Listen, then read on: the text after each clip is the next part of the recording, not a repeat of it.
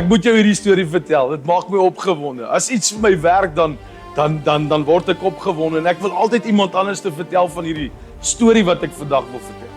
Hierdie boer staan voor 'n geweldige groot land en hy's dor, daar's niks op hierdie land.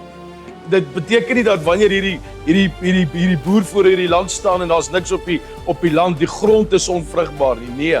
Maar in sy skure het hy sakke vol saad. En wat hierdie boer staan en hy kyk seker so na sy grond en hy wonder wat moet hy maak? En ewe skielik, sien hy sy saad. En hy gaan draai terug en hy gaan na sy skure toe. Hy steek sy hand in sy saad. Moet baie mooi luister. Hy steek sy hand in sy saad. Hy stap na die grond toe en hy plant die saadkorreltjies een vir een in sy grond.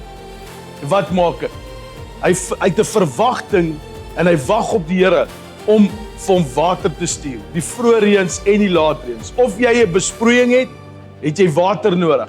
En jy het nog steeds 'n verwagting dat God vir jou gaan voorsien. Wat gebeur? God laat groei en dan, wat gebeur dan daarna? Daar kom vrug op sy land.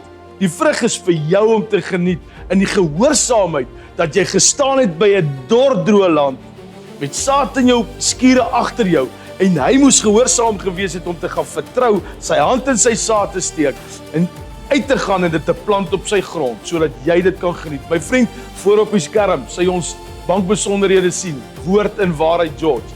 Jy maak nie 'n verskil in die kerk nie. Jy maak 'n verskil in iemand anders se lewe. Die Here seën jou.